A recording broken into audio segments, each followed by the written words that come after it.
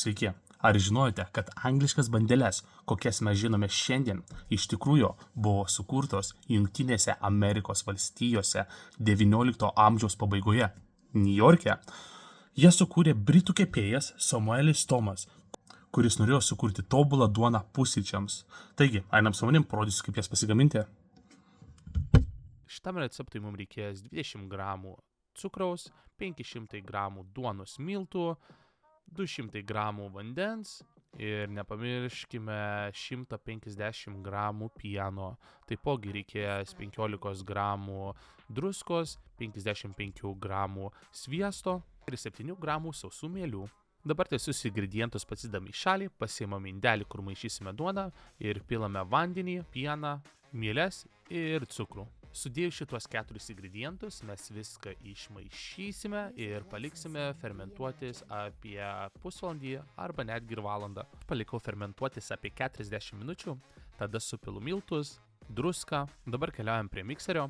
Maišysim apie 15 minučių. Jeigu neturit mikserio, tai galite padaryti rankomis. Tikrai nėra skirtumo, tik tais paprasčiausiai su mikseriu yra daug lengviau ir daug greičiau. Kaip matot, viskas pagavo pagreitį, dabar geriausias momentas sudėti sviestą.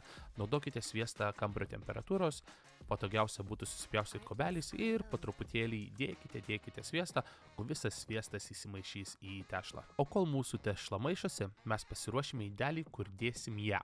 Taigi, pasimkite bet kokį indelį, į indelį įpilkite truputėlį alyvuogių aliejaus, ir galit viską gražiai, kaip aš rodau, taip, kad visas alyvuogių aliejus aplink tą indelį įsimaišytų.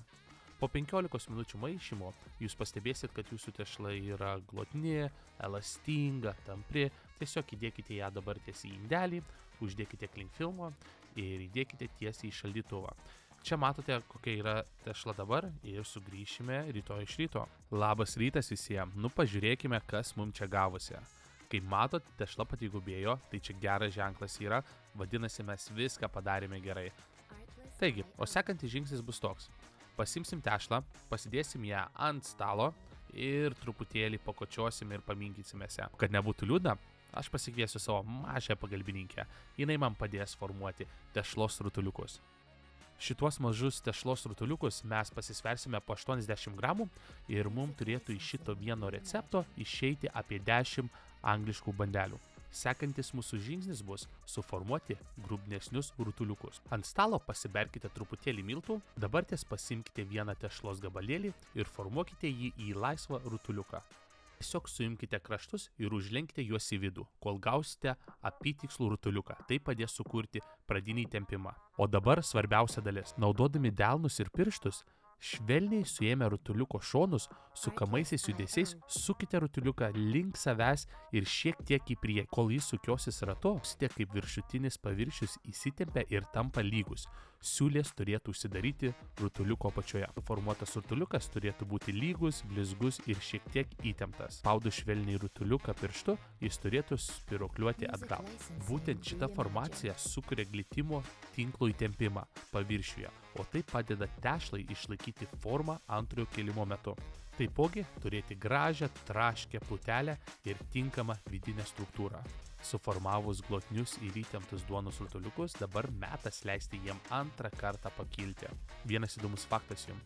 Šitas procesas vadinasi antrojo kildimo etapu ir jis yra labai svarbus, norint gauti purę oro pilną duoną. Dabar šitos nuostabius tešlos rutuliukus mes uždengsime švariu virtuviniu rankšluosčiu ir paliksime apie 30 minučių antram kilimui.